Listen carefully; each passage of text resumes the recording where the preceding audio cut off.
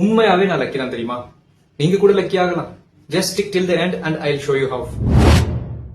கொஞ்ச நாள் முன்னாடி காலிஸ்தனிக்ஸ் பண்ணும்போது ரைட் ரிஸ்ட் ஒரு 20 நாளா மூவ் பண்ண முடியாம இருந்தேன். நான் இன்ஸ்டாகிராம் கண்டென்ட் அப்லோட் பண்ணலாம் அப்படின்னு சொல்லிட்டு டிஃப்ரெண்ட் ஜான்ராஸ்ல ஃபன்னா, ஒர்க் அவுட் ரிலேட்டடா, டெக்னிக்கலா, சைக்காலஜிக்கலா டிஃப்ரெண்ட் கண்டென்ட் அப்லோட் பண்ணேன் and still got only 250 views. ஒரு வீடியோ அப்லோட் பண்ணதுக்கு அப்புறம் நம்ம பல தடவை ரிஃப்ரெஷ் பண்ணாலும் என்னடா அது ஒண்ணுமே நடக்கல அப்படின்ற மாதிரி ஒரு தாட் அப்ப வந்தது. ஆனா யோசிச்சு பாத்தீங்கன்னா இந்த ஃபீலிங் எல்லா நேரத்திலயுமே எல்லாருக்குமே இருக்கும்.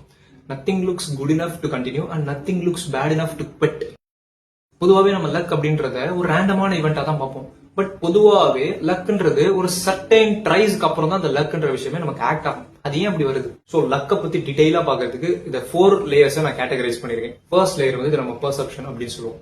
இதுக்கு மேத்தமேட்டிக்ஸ்ல ஸ்டாட்டிஸ்டிக்கல் வேரியன்ஸ் அப்படின்னு சொல்லலாம். Even when the system works the result will not be consistent.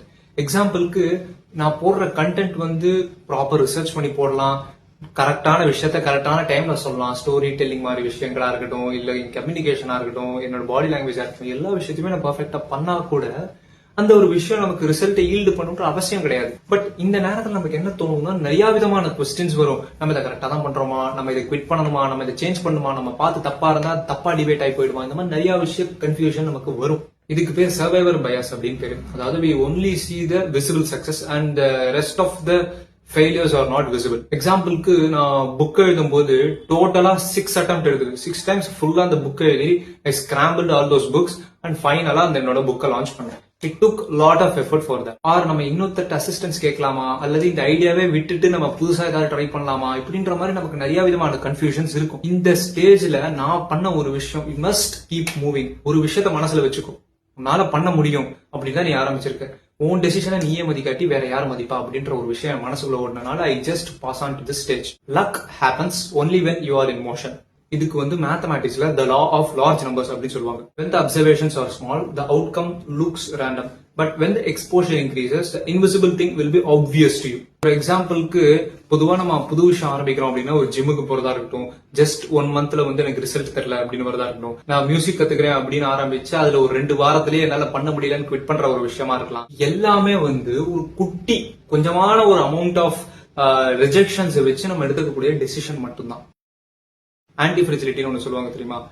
Even though it seems not accurate, it has some value. நம்ம அதை ப்ரொசீட் பண்றது மூலியமாகவே நம்மளால ஒரு விஷயத்தை அக்கம்ப்ளிஷ் பண்ண முடியும் அப்படின்னு நீங்க நம்புனீங்கன்னா it is more than enough to make that happen in some ways. உண்மையா சொல்லணும்னா நான் பண்ண முதல் வீடியோ எல்லாம் ஒரு 40 மினிட்ஸ்க்கு மேல எடுத்திருப்பேன். பட் அதை நான் கன்சைஸ்டா உங்களுக்கு ஒரு 3 to 4 மினிட்ஸ் கொண்டு வரதுக்குள்ள அவ்வளவு கட்டு இருக்கும், அவ்வளவு ஒரு ஜிவரிஷா ஒரு விஷயத்த கரெக்டா ப்ராப்பரா கொண்டு சேர்க்க முடியாது, ஆப்ராக்கா டாப்ரான்னு பேசிட்டு இருப்பேன். பட் அந்த ஒரு விஷயத்துல இருந்து நம்ம இப்ப கத்துண்டதுதான் ஒரு ப்ராப்பர் கான்டென்ட் டெலிவரி அப்படிங்கிறது நான் ரியலா ஃபேஸ் பண்ணனால அது உங்களுக்கு ஹெல்ப்ஃபுல்லா இருக்குன்னு சொன்னேன். சோ முதல் விஷயம், நமக்கு ரிசல்ட் கிடைக்கிறதுக்கு முன்னாடியே நம்ம நிறைய கொஸ்டின் பண்ணிட்டு அந்த விஷயத்த நம்ம ப்ரொசீட் பண்ணாம இருக்கக்கூடாதுன்றது. செகண்ட் லேயர் நமக்கு ப்ராப்பரான ஒரு டேட்டா செட் நம்ம கிட்ட இல்ல அப்படிங்கறத வச்சுட்டு நம்ம ஒரு ப்ராப்பரான ஒரு ஸ்ட்ரக்சரை உருவாக்குறதுக்கான ஒரு பேட்டர்ன் உருவாக்குறதுக்கான ஒரு தேடல தான் இருக்கும். அதுக்கான ஸ்டெப்ஸ் தான் இந்த ஃபெயிலியர் அப்படின்னு புரிஞ்சுக்கிறது. அண்ட் ஸ்டெப் 3 அப்படிங்கிறது ரொம்பவே ஒரு இம்பார்ட்டன்டான விஷயம். Even if you repeat the same thing again and again, the result will be vanished. சிம்பிளா சொல்ல போனா you have to give shape for your actions. இதை பவர் லா டிஸ்ட்ரிபியூஷன் அப்படின்னு சொல்லிட்டு மேத்தமேட்டிக்ஸ்ல சொல்லுவாங்க. அதாவது என்னன்னா, there is a very small subset of actions which will result in the maximum number of outcome. இந்த சின்ன விஷயத்தினாலதான் நமக்கு அவ்வளவு பெரிய அவுட்கம் இருக்கும் அப்படின்றதுதான் the பவர் லா டிஸ்ட்ரிபியூஷன் அப்படிங்கிறது. நம்ம எவ்வளவுதான் கன்சிஸ்டன்டா இருந்தாலுமே அந்த கன்சிஸ்டன்சிக்கு நமக்கு ஒரு ப்ராப்பர் டைரக்ஷன் இருக்கணும்ல.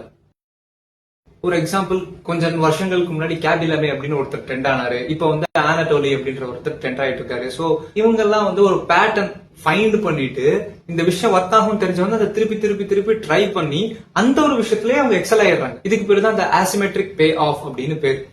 அதாவது ஒரு விஷயத்துல நம்ம ஒரு ரிட்டர்ன் பார்த்துட்டோம்னா அந்த விஷயத்துல நம்ம திருப்பி திருப்பி டபுள் டவுன் பண்றது மூலியமாக அந்த விஷயத்துல நம்ம ஷைன் ஆகிறதுக்கான பாசிபிலிட்டி அதிகமா இருக்கு.